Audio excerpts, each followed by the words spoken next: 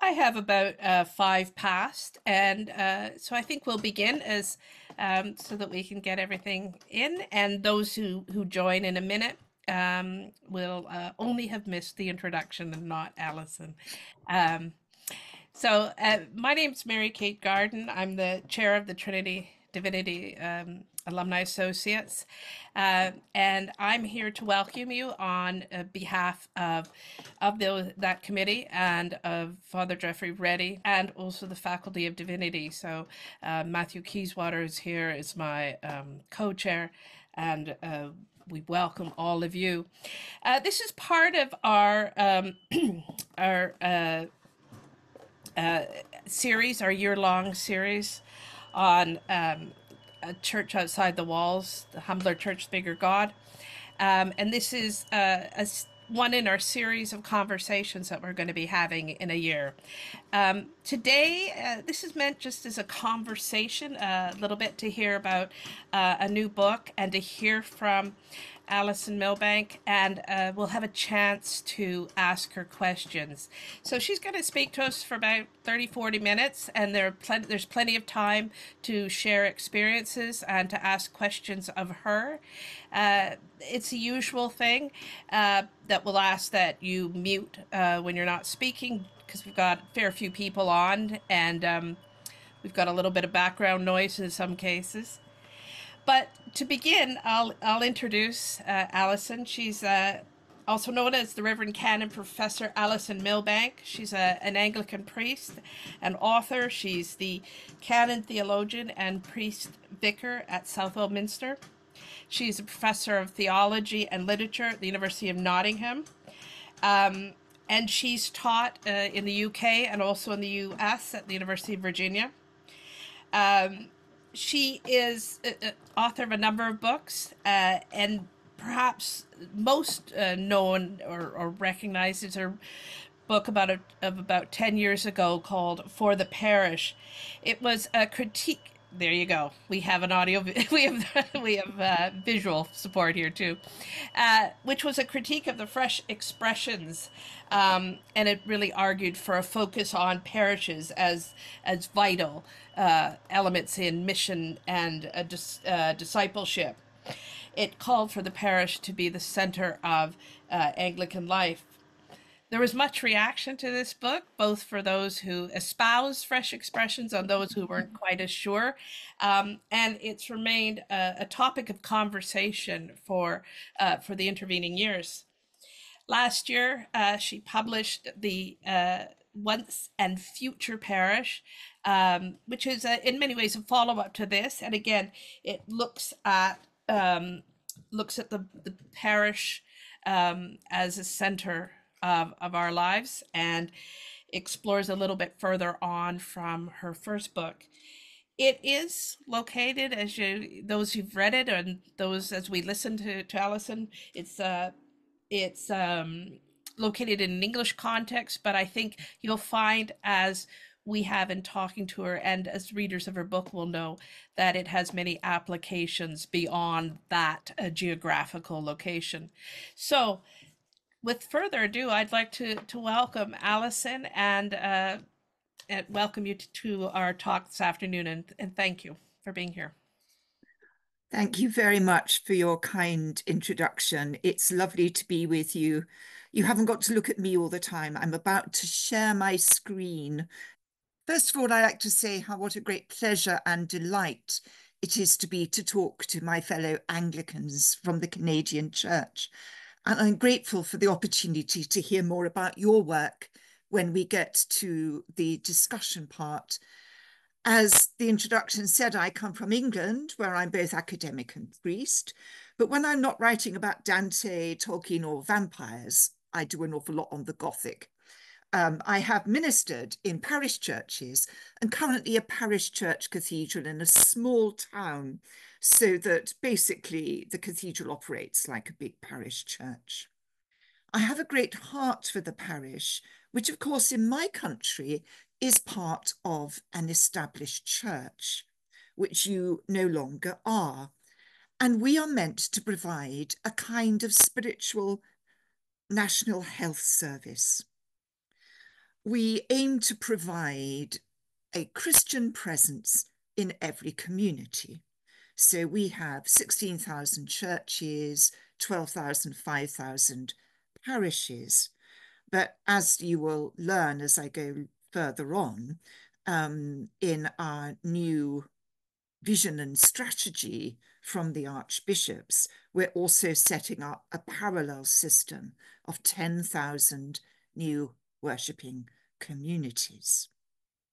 So it may seem a long way from you, but you also have parishes, you have the language of parish and the ecclesiology of parish.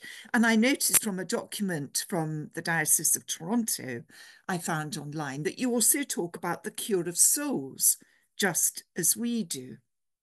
So perhaps some of the parish theology that I've written about, first of all in For the Parish with Andrew Davison, and in my own book, The Once and Future Parish, may have some resonance for you.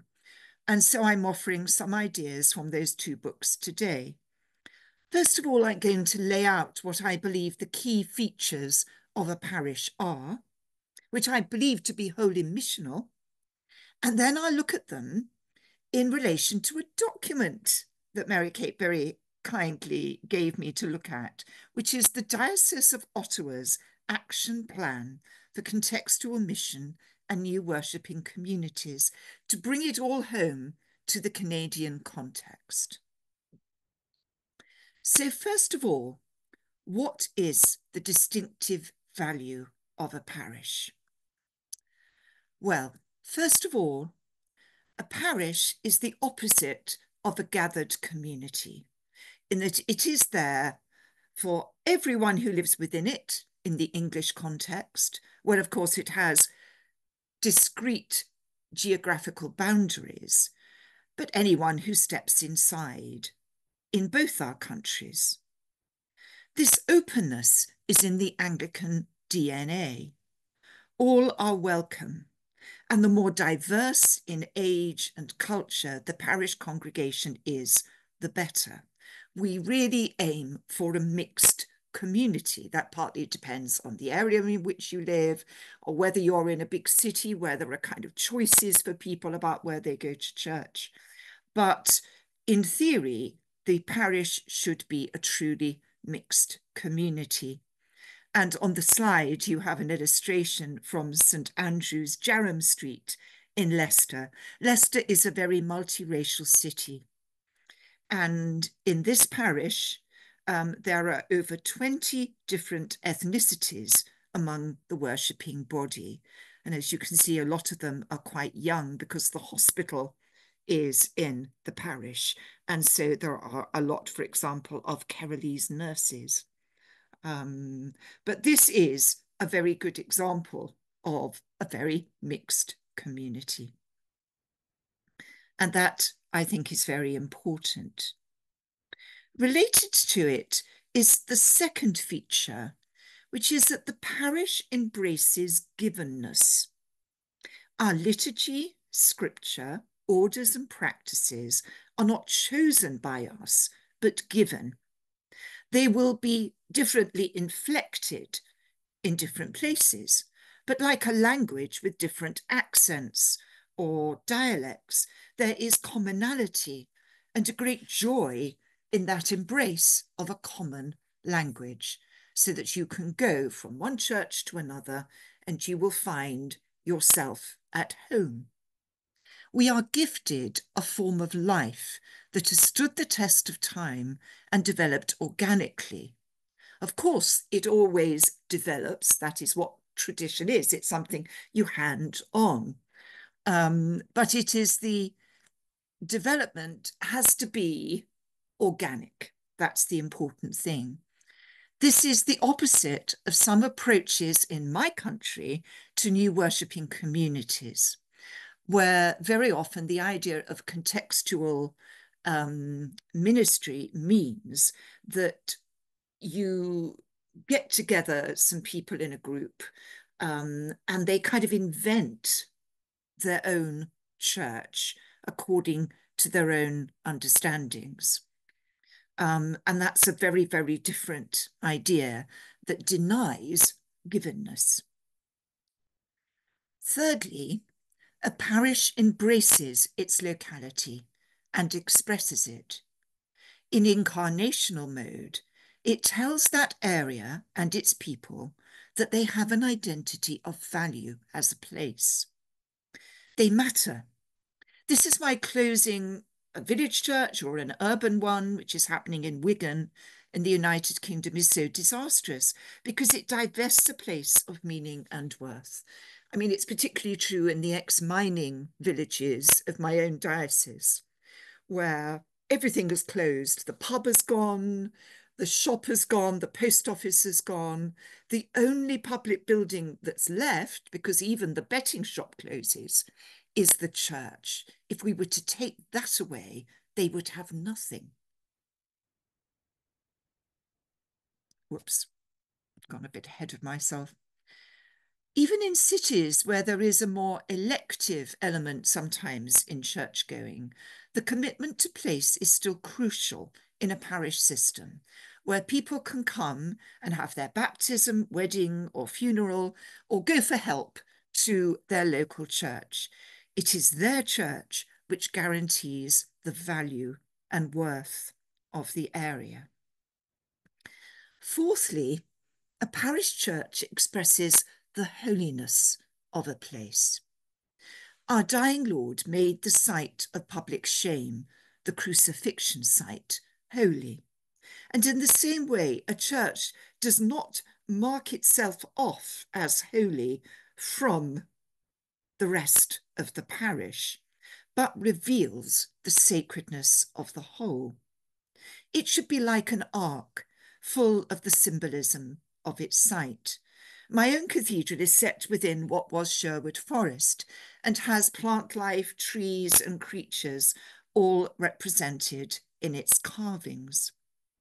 Anglican theology has long embraced a kind of pan-sacramentality in which the world itself and everything in it is a sign of God's making and beauty. The church is a work of art that points to the holiness of the whole. We need to go apart to renew our sense of holiness. So we go to the church to feel the peace and order of the divine and the world God has made. But in itself, it's not denying the holiness of the whole. One other consequence from this idea of sacrality is that the sacred by its nature is beyond us and is not our possession. It encourages in us a sense of stewardship towards the various aspects of our inheritance, for they belong both to the democracy of the dead, in G.K. Chesterton's phrase, and to the democracy of the not yet born. This is true of our church traditions and also our physical setting in the natural world. Fifthly, the church and its parish provide a kind of orientation or compass. In order to serve and love, we have to begin somewhere. It's interesting how many ecologists have embraced the concept of parish to describe the human scale and direction of our energies and responsibilities. Home, wrote T.S. Eliot, is where we start from. And similarly, parish, writes Richard Mabey, who is a British ecologist, is the indefinable territory to which we feel we belong, which we have the measure of. From it, our world can expand, but without it, we cannot act at all. It's like a family.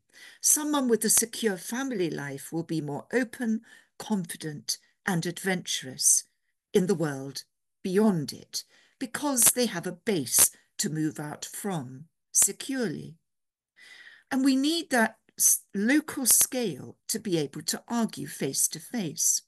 Our nature as humankind is a social one, and that human association is unveiled by the parish.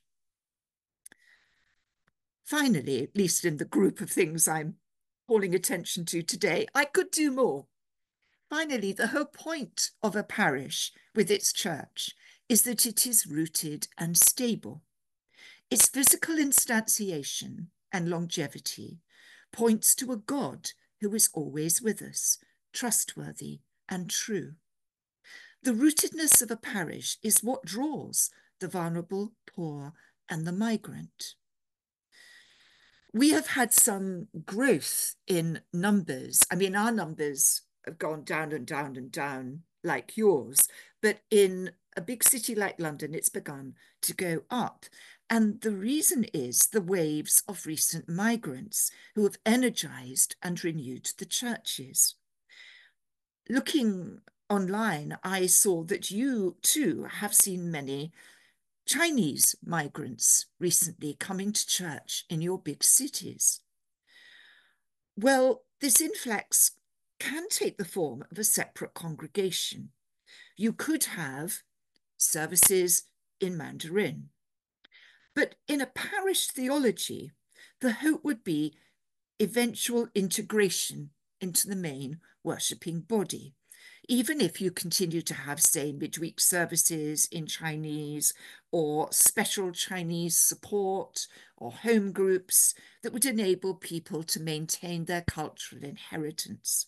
Or if the numbers are large enough, you could even have some parts of the main service in the migrants' language. So in England, for example, we've had a lot of Iranian refugees who've become Christians. In some cases, people have been a bit suspicious that they just want to get resident status and they're using going to church as a way to get this. So it doesn't really help you, I have to say, in my country. But in many cases, they've stayed long after they've got that status. And in a friend's church in Manchester, there are so many Iranians in the congregation that they have parts in Farsi and parts in English. But it's because they are rooted and stable. The stability of the parish actually enables experimentation and adaptation. It doesn't stifle it, and yet it is stable. So to sum up what I mean, I'm showing you a painting. Hold on, let me just get rid of you for the moment. Sorry about this, but you're in the middle of my picture. There we go. I don't know quite how I moved this out of the way. Let's move it down there. There we go. I'm showing you a picture by the 20th century painter Stanley Spencer. It's called Christ Carrying the Cross, and we used it for the cover of our book For the Parish. Partly because we wanted to argue that what we were talking about was bigger than the church building. So it doesn't show a church building. It shows the village of Cookham, which is where Stanley Spencer lived and where he sets most of his paintings. But it demonstrates my themes so far. If this represents the parish, as I said, set in the village of Cookham, it shows its public character, in which the parish is the site of what the Common Good Foundation describe as the elemental theatre of living community. Everyone is either out on the street or hanging out of a window. This is inclusive because everyone is there, old and young, all classes and workers. The givenness of the parish is shown in the way Christ carrying the cross links the village of Cookham to the first Jerusalem. So it's as if you are there in Jerusalem at the time of Christ. You have inherited that story. That story lives within you. Still to this day, we carry our crosses in witness through our towns and cities on Good Friday. We have stations of the cross in Lent and Passiontide. We enact passion plays, as you do so spectacularly in the Badlands of Alberta. The fact that Christ's Passion is set in a Berkshire village tells that place it is the site of an eternal action and of ultimate meaning. It has true worth and is constituted in Christ. And holiness here resides in everything. This is part of Stanley Spencer's kind of gift as an artist. Everything has value. Here is that pan-sacramentality in action, with the ladders ready to use to bring the body up and down from the cross, which also echo the shape of the cross, as if they are sharing through their work in Christ. There is the window curtains, which blow out, forming wings for angels. So you can think of it as the angels watching the scene from above.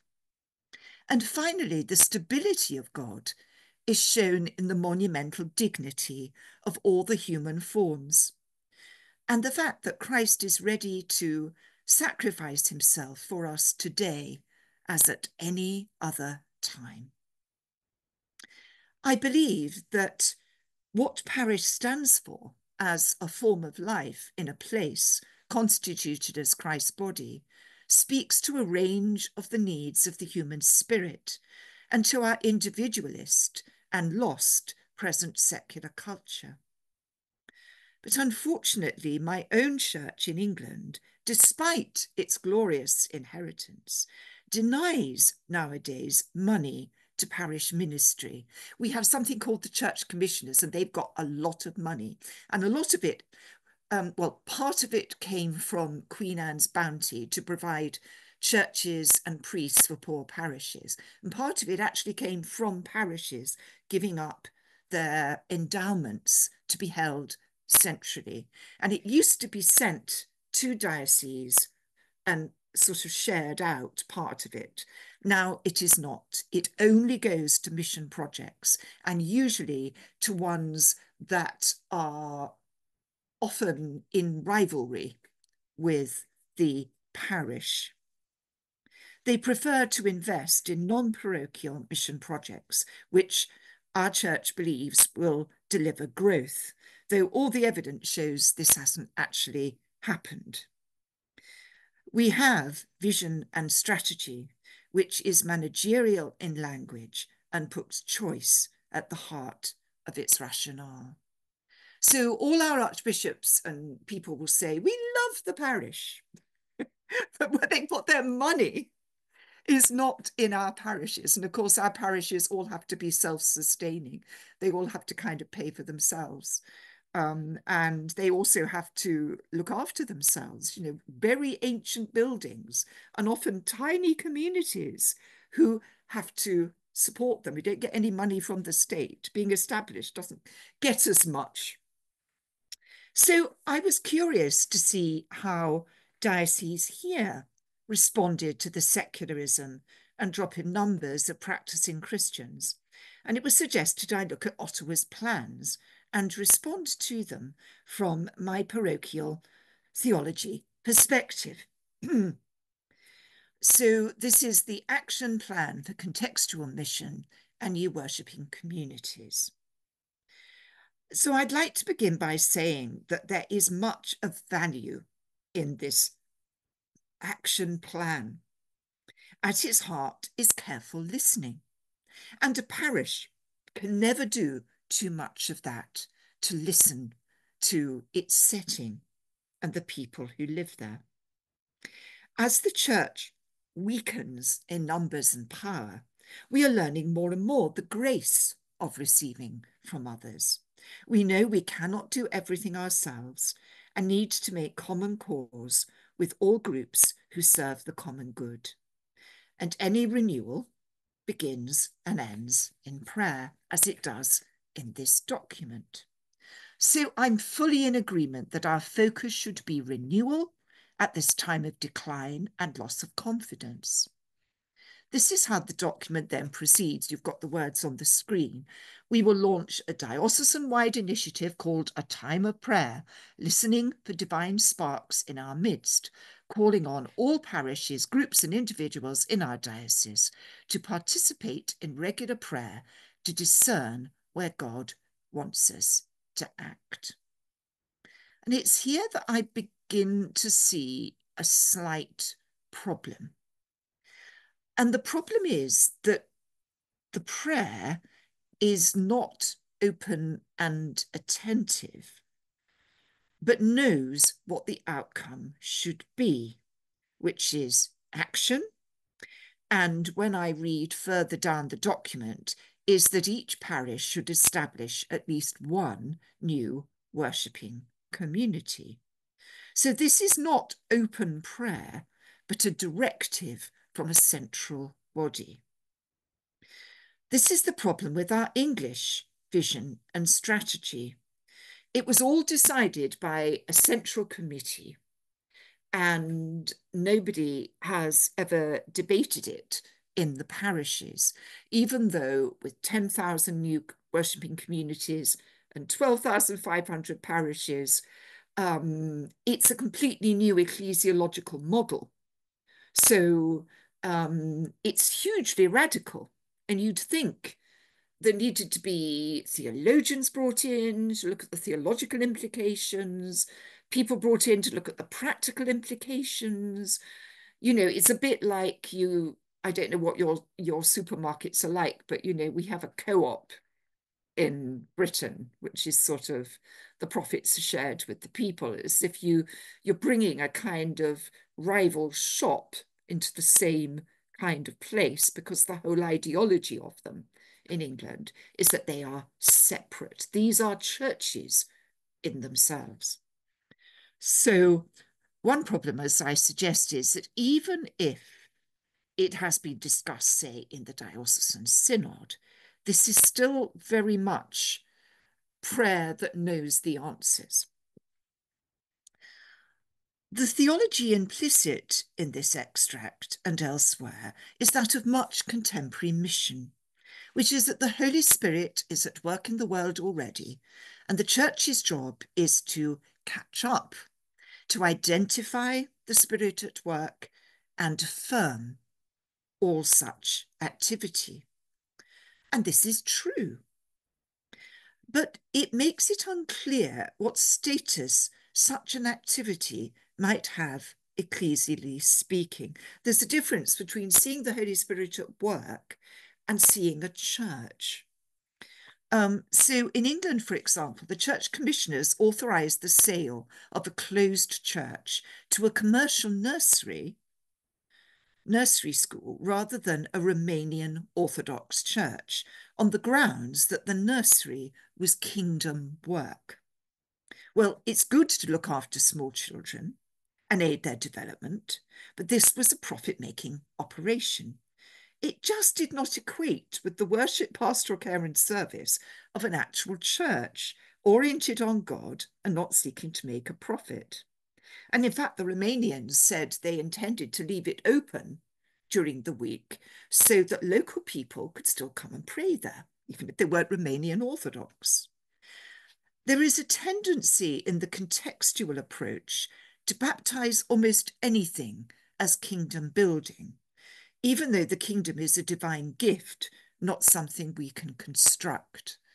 We've got to kind of, the kingdom has become the important thing, and sometimes the church is seen as separate from it, even though kingdom just means Christ's kingly authority at work in the world. And obviously we are Christ's body at work in the world. So we are inherently within this. So I'm slightly worried about, you know, the fact that the language contextual theology can make it seem as if almost anything is a church in embryo. I mean, a better example, a more positive example of the Spirit at work would be a charity working to provide shelter for homeless people, which is obviously serving the common good. So a local church might very well wish to join in and extend their work by offering breakfast once a week, or even floor space to such an activity. Churches in Cambridge have a pattern of one night, each one of them will offer space that there isn't room in the homeless shelter during the winter. That, I believe, is what I would call parish outreach. And it's a great advantage to join in with whatever is going on. Identifying the spirit of charity at work is an excellent exercise for a parish church, both in terms of practical action and in moral and spiritual support, enriching our prayer and intercession so that it's grounded in the realities of our emplacement. It also exhibits that inclusiveness of the parochial ideal, in that our concern is for everyone in the parish, not just the worshipping congregation. We are not a club. To see the service, say, to the homeless as evangelistic as growing a church risks making those we serve into means to an end, and is especially morally dubious, I believe, when they're vulnerable and poor. The extract I quoted slightly bothers me too with its language of divine sparks. First, you don't listen to sparks, you see them. It's a visual metaphor. So it seems to me slightly incoherent. Such looseness in using language is not unusual in such mission documents, and signals again, despite the language of contextualization, a very prevalent lack of faith in mediation and culture in which words matter. There's very much an idea that you can take the gospel and you kind of insert it into cultures rather than seeing the church and its traditions as itself a culture which will be affected by where it finds itself. But you can't separate so easily the culture, the givenness of what we've inherited and its instantiation. Enculturation can only go so far. So I see there a kind of signal of this tendency. And of course, the language of divine sparks means something theologically speaking. It belongs to the lexicon of Kabbalistic Judaism in its Lurianic form, where it's part of a complex system of thought in which the unknowable divine overspills the world and sparks are released and broken, hidden in evil husks, requiring liberation by human action through obeying the Jewish law. The Cathars and other Gnostic Christian groups also use this language. So I find it quite bizarre to find it in a mainline Anglican document and then in an image about listening. And I think they haven't thought very hard about what they're saying. So what might good listening look like? Because I do think they're right to say that people need to listen. Well, this is St. George's in the East, a church in the East End of London that's notorious for the street battles against the fascists in the 1930s, in which different groups came together to stop them marching through a predominantly Jewish part of the East End. They do what the Ottawa document suggests. They have an open table dinner every month to which anyone is welcome and where they eat with people of other faiths, and particularly leaders and members of community groups are particularly welcomed. But you also find the homeless. And when I was there, because I went there one night, there was also a millionaire. So, you know, it really is an example of the mixed community. That's London for you. But this led to the church inviting local Muslims and Jews, along with councillors and activists, on their rogation walk around the parish. They came upon a strip of unused land near the underground, which they decided would be perfect for social housing, which is desperately needed. And as a group, they are working to build. This was again a parochial version of the intentional listening and responding to local need that the Ottawa document promotes. And yet it happened through a thoroughly traditional Christian parish practice: rogation, just as the meal was part of parish hospitality. In the same way, the parish director of music takes music lessons in local schools and builds up a choir. This has its own integrity in the school, but also sings in the church. It's an outreach bridge and not a contextual silo. Though to get money for it, they had to call it a fresh expression. That's where we've got to in our church. In fact, one of my friends started getting a choir together to do evensong in churches that don't have a choir, but they went round and offered this. And it's been very successful. People love it. But he couldn't get any money for it because they said it was too traditional. But so again, that's where we are at in England. To return to my Ottawa document. So I'm suggesting that the important thing about this, that it's a kind of outworking of the church's activity and not conceived separately on its own. And the children come and sing at church services. The Ottawa document, by contrast, is all about identifying gaps in local community provision. It's got lots of little kind of questions and answers that you can use. I mean, they're very useful. It's really nice and practical, and it tells people exactly what to do when they interview a community leader or a group and what kind of questions to ask. But again, I suppose that's not, I mean, it's helpful because, you know, it tells you where to start, but I would have thought the important thing is just listening. But anyway, but the aim is already determined because they have to use this gap, they identify the gap, and then they start a new worshipping community. Parochially, as with my examples from St. George's, this would be outreach, whether starting a cooking group, a drop-in centre, advice, a toddler group. The activities would have their own integrity and, where appropriate, a Christian element.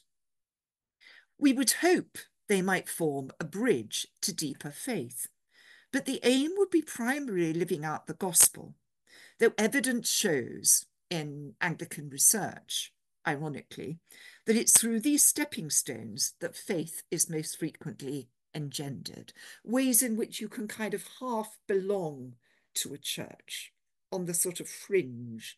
That's where people can be drawn closer in. But the Ottawa document, like Vision and Strategy, assumes the separation of the new worshipping community, as well as its sectional character.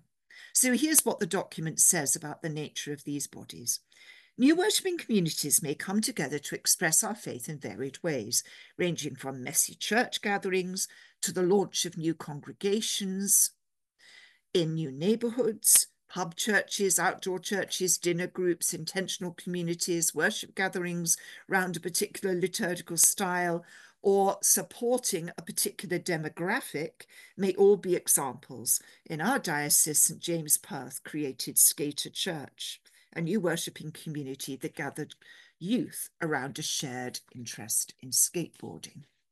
Well, Messy Church began in England, of course, and it is a valuable form of outreach, the main form of so-called fresh expressions that survives from a policy outlined in Mission Shaped Church Report of 2004.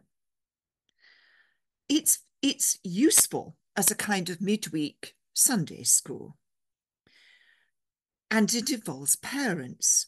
But as a permanent form of Christian worship for an adult, it is seriously lacking. Because, you know, the children are with the parents all the time. There's not much opportunity because it doesn't offer childcare to separate them. And it's, you know, it's very valuable, but it's not necessarily I wouldn't really call it a church. Other forms of new worshipping communities envisaged here, such as Skater Church, seem to believe that worshipping according to the harmonic evangelism. That's an idea that you evangelize people in their already existing demographic or interest, rather than calling them beyond it.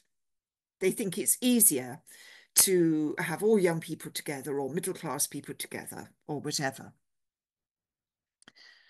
A parochial vision would seek to integrate the various identities and interests of its people into worship rather than leave them separate. As I mentioned in relation to the new Chinese arrivals, the aim is integration, welcome, and acceptance, with occasions to keep cultural identity alive, not leaving people in demographic or ethnic ghettos. But actually, when I looked at this skater church, it doesn't exist anymore, by the way. It's from the past. It wasn't really that, as far as I could see. I watched a video and read some documents. It was very good because it really was a form of listening, because there were some children breaking into the church hall to use it for skateboarding. And first of all, they kind of locked them out and tidied up because they did some damage. But then they said to themselves, we don't have any young people. Here's young people coming along. So they provided skateboarding. And then at the end of it, they had a little prayer time. And out of it came at least one new Christian, which is brilliant. Um, and but it was very much, you know, I would see this as an outreach project, which is like a kind of youth club. I wouldn't really see it as a church. I wouldn't want somebody to spend their whole life in a skater church. I mean, for one thing, what do you do when you get beyond skateboarding? Because, you know, at some point your knees are going to give way. Are you with me? It's fine if it's part of a larger church and is seen as part of it. But if you try and call it a church, you're putting too much on it that it cannot sustain. It's asking too much of it. Though there's no reason why, as they did, you shouldn't bring skateboarding imagery into your prayer. That's absolutely fine. But I think it's interesting. But in my culture, the whole business of new worshipping communities has got much further than you have, I think. So that there was a recent report called New Things, where they asked dioceses whether new worshipping communities were churches, and they're not using that language anymore, but they're not seeing worship as necessarily part of them. So I think they've kind of gone down the road of baptizing anything that moves practically as a new worshipping community.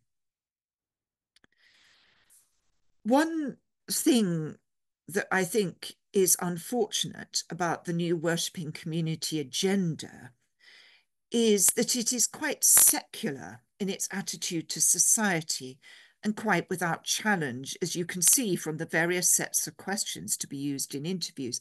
They sort of assume that society is conceived as a series of given and immutable communities, positively conceived, which is sociologically simplistic and takes no account of the fallenness and injustice rampant among us.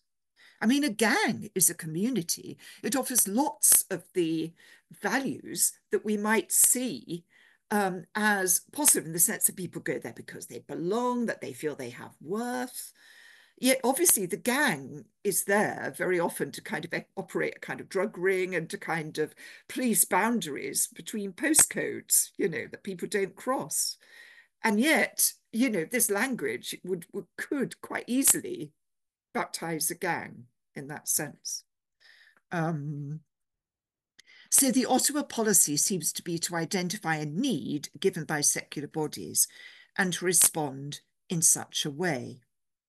As I said, too often in my country, this means just importing a prayer time at the end of the lunch club or the session.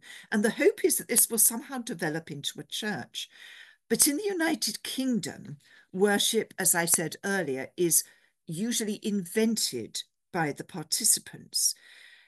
There's no sense of bringing the riches of liturgical practices and customs to them. And in fact, these are seen as that they're voluntary, they're not essential.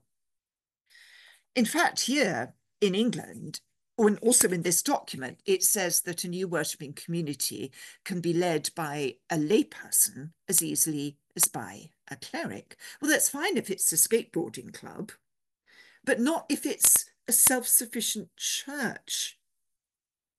Where is the universality, the Catholic nature of the local church as represented by holy orders? Where are the sacraments? And in fact, in our new worshipping communities, they're not usually very sacramental at all. The whole concept of separate new worshipping communities implies a criticism of the local church and its culture. As I said, it suggests there are discrete cultures to be discerned and preserved. It suggests no critique or transformation. Now, this doesn't mean that the parish itself cannot degenerate into a discrete and localized version of a new worshipping community, when a few families remain who have longevity of association and can make the church seem too much like their own private club. Mission, I would argue, begins with those we have, with their deepening of faith, the priest assisting them to develop a truly hospitable form of life that opens to others. It's possible to affirm the goodness of stability while using space, liturgy, preaching to engender welcome, and to employ their bake sales and other activities to relate more closely to their community. The Ottawa document gives a nice example of a parish discovering the real need of their area, not to be cake baking, but to provide healthy frozen meals. At least I hope they were healthy. It just said frozen meals, but they're homemade, so I presume they're healthy and changing accordingly. The important idea here for me, though, is the degree of listening and relationality that was implicit in the change of the goods for sale. Because I also agree a parish should be ready to discern the needs of its locality, but they are deeper than the provision of social services. So the need for frozen meals, for example, is a sign. It might be a sign of overwork or poverty in needing to do two jobs so there's no time to cook, or a failure to take family time by those who finish work to just rush around taking children, who have often become an index of familial status and success, from one activity to another by car. The spiritual need implicit here is for time, peace, and reflection, and for time to enjoy one another's company. For ours is a time of a mental unhealth epidemic, of increasing isolation and atomization, and of bad forms of defensive populism. While the church needs indeed to find places to serve and evangelize, to go out into pubs and shopping centres, all our activity should be to unite and to worship together. For we are small and dwindling. So the idea of a vociferous church with ever more separate and identity-led new worshipping communities is, in my view, misguided and even arrogant. Though obviously in a huge country like Canada, there are places where there could be new churches and you could grow new churches. You've plenty of room for them. I'm just suggesting that you should be led by parochial vision. We have lost confidence, I believe, in our own Christian gospel and our own form of life. The church has been involved, indeed, in cruel and inhumane practices, but equally has been at the forefront of slavery, emancipation, and other noble causes. Our own people need a nuanced account of Christian history, to give them the confidence to invite a friend to church or give an account of the faith that is in them. And I believe they will find people more ready to listen than 10 years ago. Recently, a left-wing journalist, John Harris, writing in The Guardian, lamented, "Where do we go and who can we find to meaningfully share our thoughts about life's inescapable fundamentals: love, loss, death, fear, bereavement, regret?" He understands why musician Nick Cave has found this in the Anglican Church, and he describes how his own Sunday walks with his children often end up in village churches, concluding, "Here, I think, lies the faint outline of a journey that more people may sooner or later take, and something I can just about imagine: slowly increasing numbers of people being pulled away from their screens towards something much more human and nourishing. These pews, in other words, may not stay vacant forever." We need to not see secularization as fatalism, as if it's always going to be like this.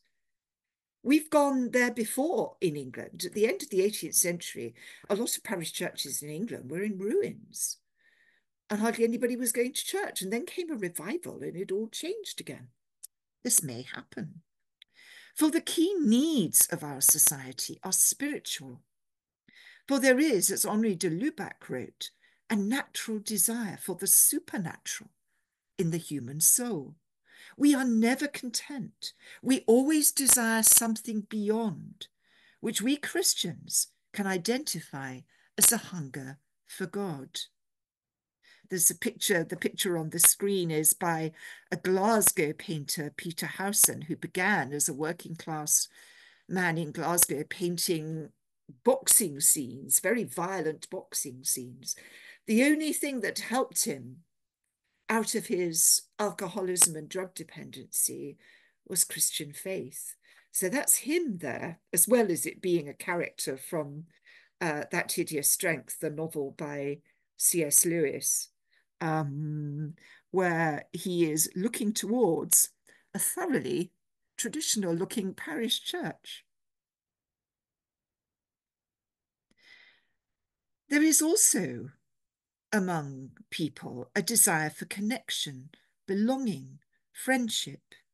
Acknowledging our weakness, our frequent failures as a church, we yet have a compelling vision to communicate of a society that is one body, where all have value as God's children, in which we mediate God to each other, where every aspect of life is taken up and has meaning and purpose.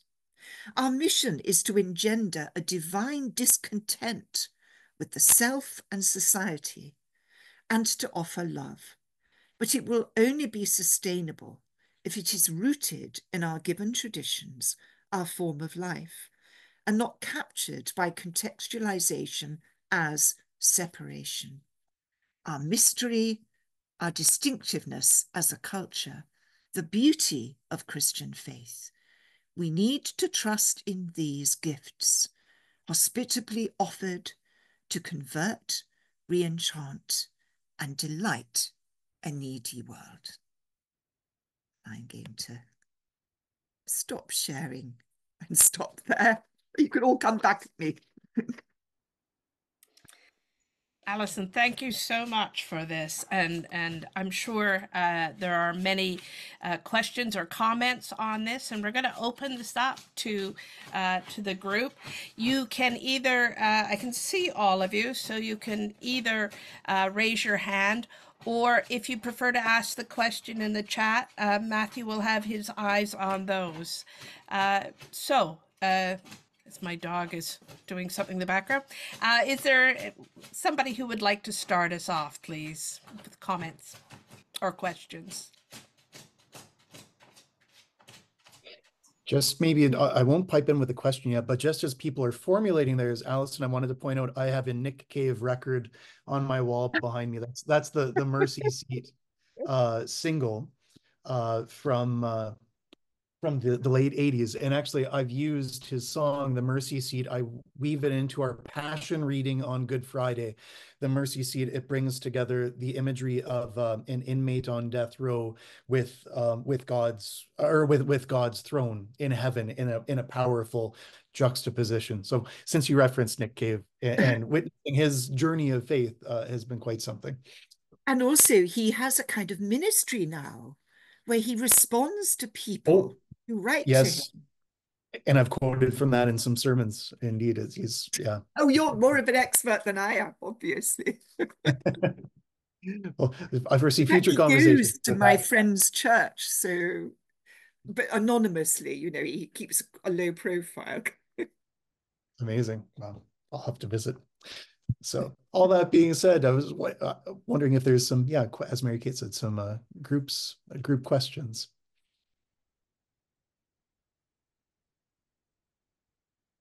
I shut everybody up. Would it be helpful if I did start with one then? Is that okay? Mary Kate, you good with that? Okay. Well, here's something that's come up in my context of the Diocese of Huron, Southwestern Ontario, a couple times over the last year. There is on one hand an emphasis and a desire to open up our buildings, and I think a way you're saying of hospitality and partnership and cooperation.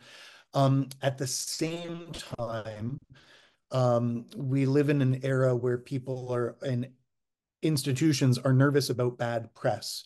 And so there have been times where an outside group, there's been a question, is that the right outside group we want to be dealing with or to be seen with? Or was that speaker too controversial? Or were they really representative of the people they said they were supposed to be representing? So can you maybe speak to that dynamic push and pull of, on one hand, being a place where people can gather and where people of different perspectives or different communities can come together, but maybe the reality of there can be pushback, or perhaps also a time of voices from the fringes asserting themselves. So yeah, can you speak to that?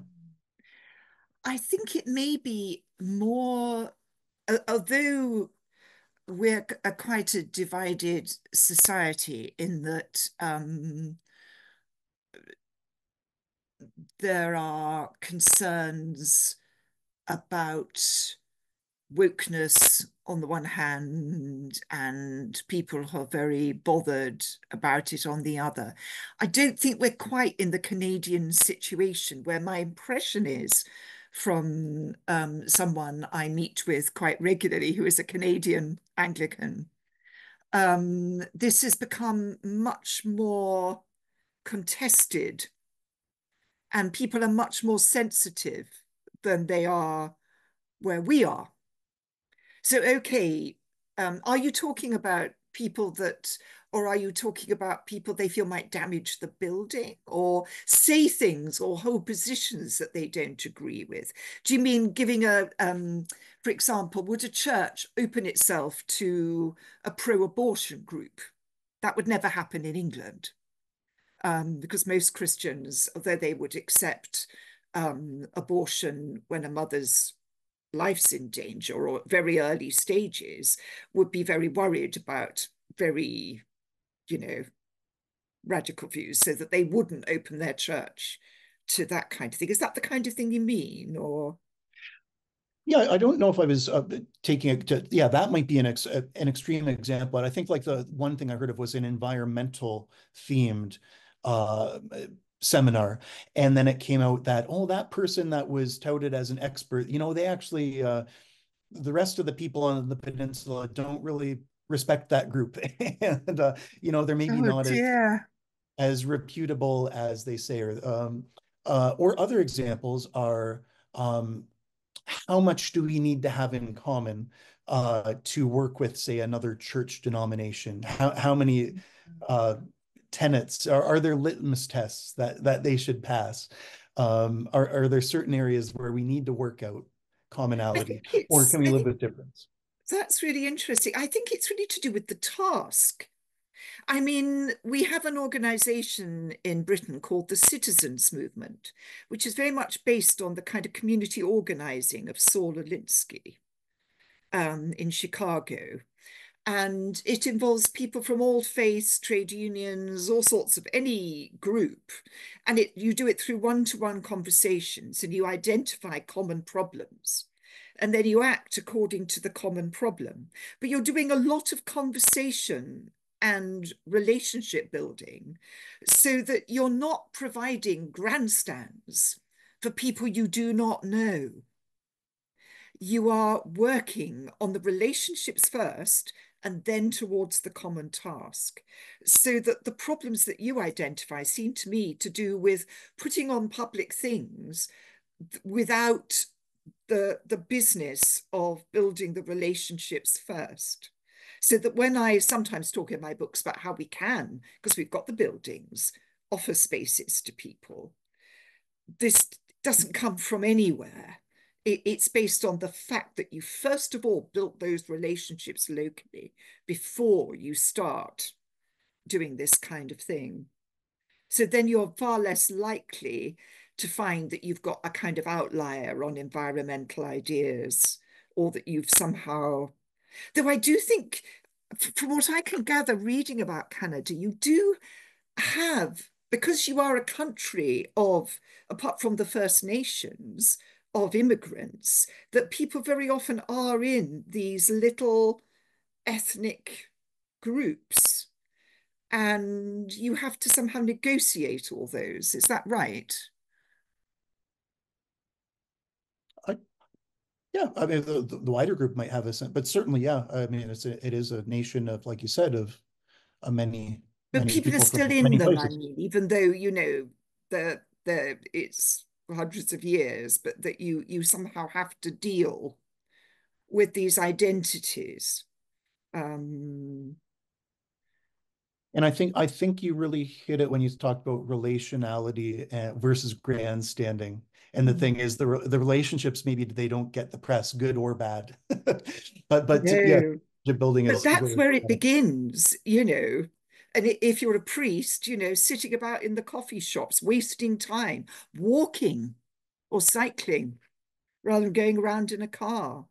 I mean, it depends where you are, but things that mean that you really do attend to and understand where you are, through being part of the daily life. I mean, when Michael Ramsey was Archbishop of Canterbury, he was sometimes in Canterbury, doing the job of being a bishop. And what he used to do was go out every morning to buy a loaf of bread. And he could be sure that on his way to this loaf of bread, he would meet people or something would happen, and that was the way, because he was an archbishop and couldn't be there all the time, that he felt that he could really begin to build up a sense of of that locality. Um, I think somebody's hands up. Yeah, Chris, your hand's up. Hi, thank you. Just Matthew, just to I appreciate sort of some of the issues that are coming up in the conversation so far. But Matthew, just for I mean, is the kind of scenario you're imagining what these external groups coming in and the potential controversy is, I mean, are these sort of external groups who are renting church space, and why that's happening is it's a way for churches to develop revenue to help pay for their very expensive building that they've lost capacity for, right? So it's really not some kind of partnership between the church congregation and some external group. It's the uses of the space that's really the only dynamic. Yeah, I think at least in one Yeah. case, I was thinking of that. Certainly, that's essentially the context. Yeah. Yeah. Yeah, no, because I mean, I appreciate Dr. Milbank's, emphasis on, the common project, right? The shared, right? And that, building a relationship, and then, the hospitality, the shared space. I mean, you know each other and you have a sense of bearing clear. Now, that doesn't mean there's no controversy. I could tell you a story. Like when I was in Scotland and my parish, we shared our space with a mosque. and we got picketed by the National Front, right?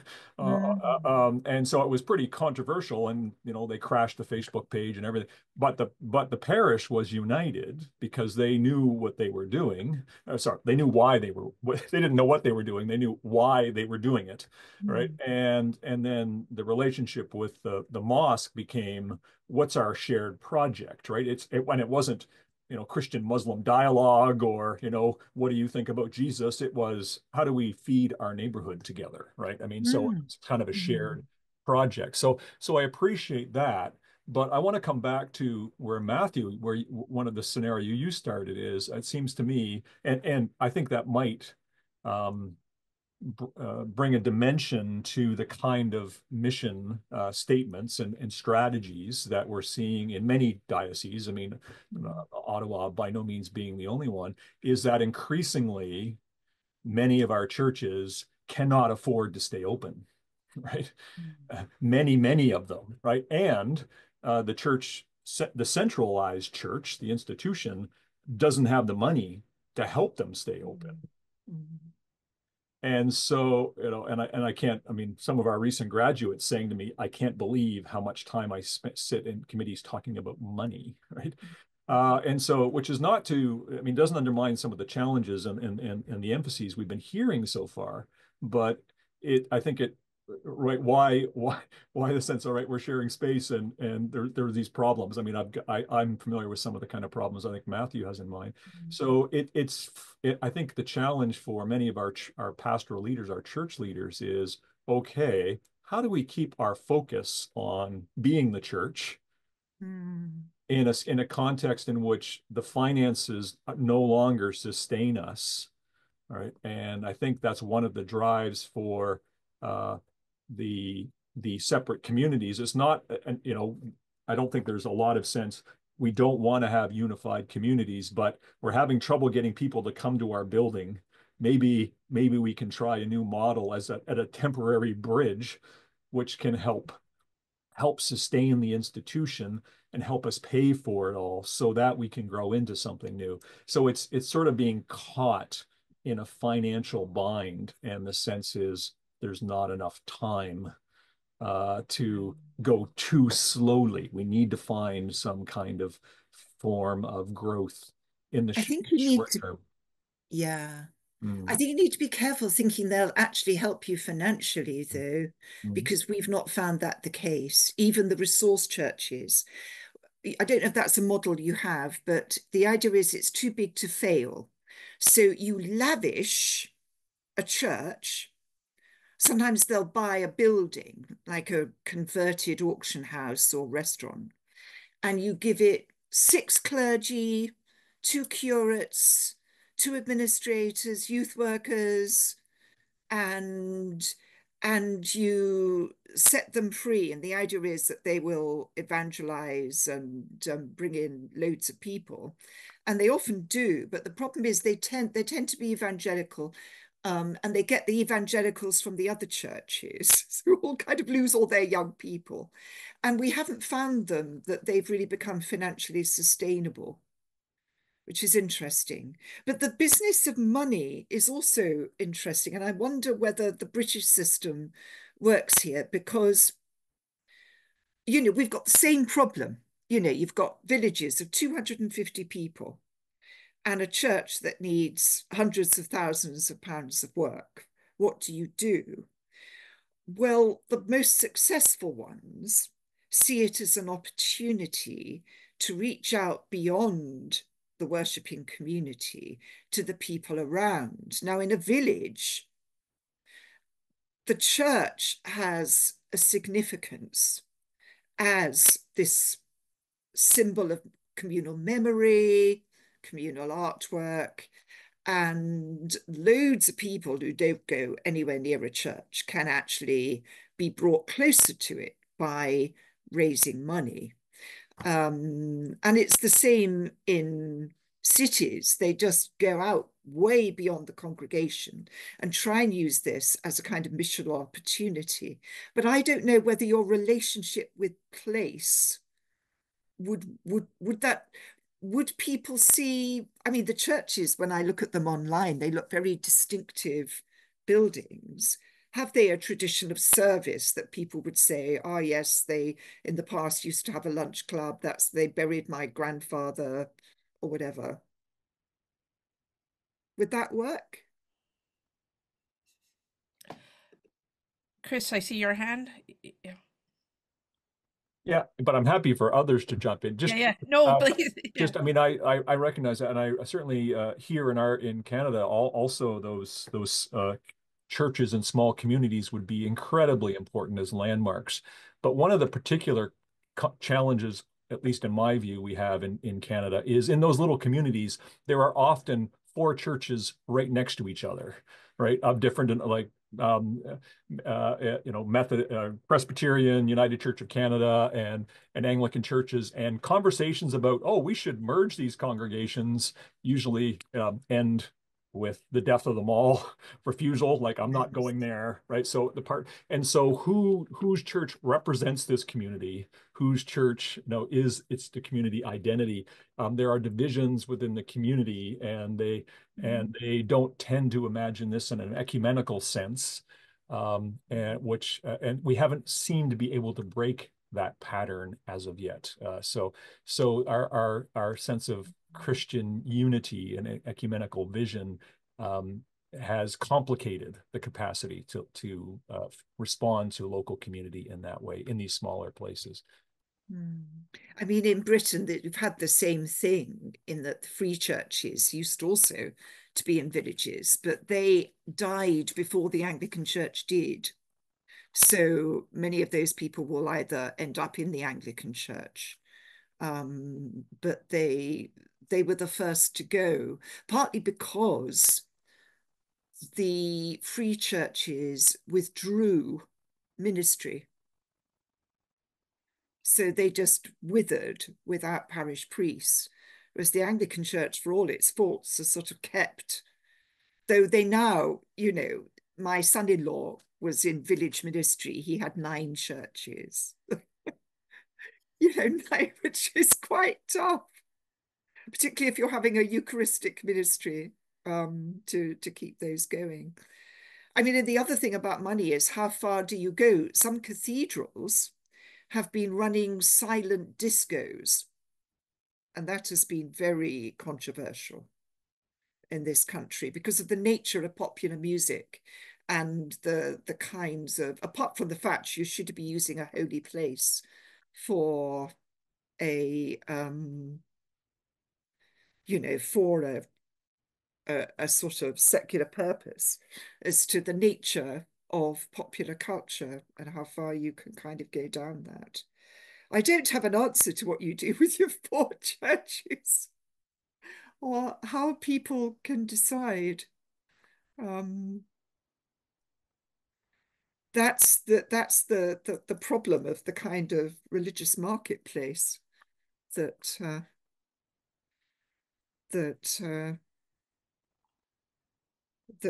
we have. We're all facing it, in different ways that we're facing in your geographical context and our geographical context. Yeah. Paige, you've had your hand up for a bit. Yeah, thanks. I appreciate the conversation around place and emplacement. And just to get back to something you said a few moments ago, Dr. Milbank, is around the role of place. And I think in Canada, my observation in Canada is that when the church is talking about place, it sees it as a mission field, right? The place where we do our work, which when we talk about place theology, it's different. It's more than the work that we do. It is who we are. It is our central identity, and that local context matters. It reflects not only what we do, but how we build relationships and with whom we're building relationships, and how it's reflected in the worship within the building and how we welcome people and all those kinds of things. The church in Canada is not, my observation is not where the church in England is, where that rich history of placeness and placedness is much deeper than here. But it's it is starting. Mm. Yeah, it's starting. I wonder if I can just add to that, because I was going to ask a very similar question, which was just to go back to your example about the skateboarders. Sorry, just let me know if you don't want me to jump in here, but it was exactly a very similar, but in a different, the skateboarders. So the engagement with place, like the whether that was the fact that they were there, and then you decided, well, we'll work with this because it's here, and then its relationship to the building itself. So that was my question. Just, I think it follows on nicely from the one that was just asked. Thank you, Andrea. I do think place is unbelievably important, and I think it's going to become ever more important because of the environmental challenges that face us. We're not going to be able to travel so easily. People, I don't know about your country, but since COVID, more and more people are working from home if they're in office-related jobs, so they are much more locally based. People are understanding the need to eat food that's produced locally. It's become much more important to people, and I think will increasingly become so. And place is obviously something you imagine together. And so one of the things that that actually I quoted from Richard Mabey, who's this ecologist, but he started a project called Parish Maps. And what they are is you get people in a place, it could be urban, it could be rural, it doesn't matter. And you get them to make a map of the place, but it isn't what a geographer would give. It's an affective map. So you might put the corner shop where the young people gather and try and get cigarettes when they're not supposed to have them. Or it might be the scary places, or it might be the places where people see the sloes ripening, or, it could be anything, but you make this effective map and you get as many people from the community to come and put the significant places, routes, the way people use space. I'm very interested in psychogeography and using that with parishes. But I think the parish map is a way where you can invite people to imagine place together. And I think this can be missionally important as well. But because I believe in a kind of incarnational approach to place, that it has this given quality. It doesn't matter how long you've lived there, just the fact that you're there. I think beginning sort of wholly positively and trying to understand a place and the relationships and challenges and problems in it is a beginning to improving your prayer, improving your service, and improving your evangelism as well. But it's also allowing the people in your area to have some kind of form of representation through the church. So, Sam Wells, who I think you've had in this series, haven't you? Didn't you have Sam? Well, when he was vicar of Newnham, there was a kind of single parent group, and he invited them to take pictures of Newnham as they saw it, and he put them up all around the church, and invited them to come and talk through how they saw the place and their role in it. And all of these are ways in which you're building relationships with people. And I believe it's really only through relationships that we're really going to get anywhere. Slow though it is. Thank you. Thank you very much. We probably, if there's a quick question, we have time. We'd like to keep to our promised time of 3:30. I know there's lots of conversation and lots of Dr. Milbank has inspired lots of conversation and discussion rather. Oh, so I see one from David Hamid. Matthew, do you want to? Sure, I'll just read that out. So from David, one factor in Canada regarding place is the givenness of the land belonging to First Nations, and with also settlers perhaps having a different concept of place, the place in which they reside. So yeah, can you comment on that? And that's really, really interesting, the way that you have to deal with the fact that there were people living here for hundreds and hundreds of years, and to whom much of the place is sacred, and how you see your own relationship. I mean, do you think that people still have a settler mentality? When we say settler, we tend to think of people who don't just come and settle somewhere, but who perhaps feel some sense of contested ownership.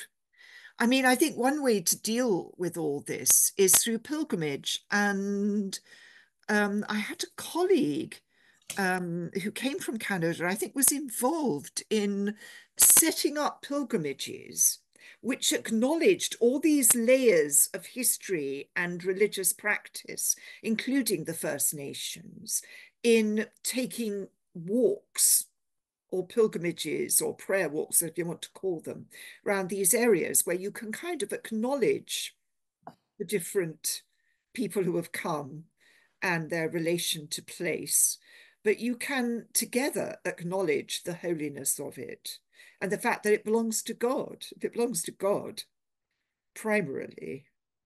I don't know what David had in mind. David, did you want to add to that? Nothing. I find your answer was very helpful, Alison. I was just wanting to suggest that that's one of the distinctivenesses, I think, between the territorial church in England and the country. Yes, I mean, we are territorial, but of course, England is itself a land of settlers. Kipling wrote a book. People tend to think of Kipling as kind of, imperialism, gung-ho, but in fact, his history of England in Rewards and Fairies and Puck of Pook's Hill is all about the fact that we're just waves of immigrants. So the important thing is that the parish is territorial, but that is to kind of say that, that we are only stewards of something that is deeper than us. We have this very mystical, romantic kind of attitude to place, but it has a good side because it means that if you think that the land belongs to the fairies, if you're going back to Edwardian periods where fairies became these kind of mediators between nature and culture, or ideas like the National Trust that we have, which is a hugely popular charity that buys up bits of the landscape to preserve them for everybody. You find ways of mediating between all these different levels of belonging. Well, thank you so much. Am I turning over to Matthew or Jeffrey? I've forgotten. We had a plan, but just thank you to Matthew because Matthew. Yes, it's been a great honor to gather together in this online space. So thank you to Trinity Divinity, to Trinity's Pathways to Tomorrow, a Reimagining Contemporary Ministries program. And thank you most of all to Professor Milbank for your time with us. And of course to the group, and I know some others will be joining tomorrow, but we're also gathering tomorrow here on Zoom, I think with different coordinates that were in an email, 9 a.m. Toronto time. But thank you, Professor Milbank, for articulating this vision of parochial ministry and presence that is united and expansive rather than ultra specific and closed off. And also in speaking of so many things, amongst that, the confidence in our given life, the life and gifts that we have given, but also received. So there's this an image of a boundary, but it's a semi-porous boundary in which gifts are given and received. So much more could be said, but thank you for this. And also for referencing not just Nick Cave, but the Gothic. As a horror fan myself, the Gothic. Again, more conversations to be had there in this spooky season of October. But I look forward to tomorrow, and thank you for what you have shared today. Thanks for having me. Good night. Have a good afternoon. Good evening to you. Thank you all. We'll see you some of you tomorrow. Thanks, Alice.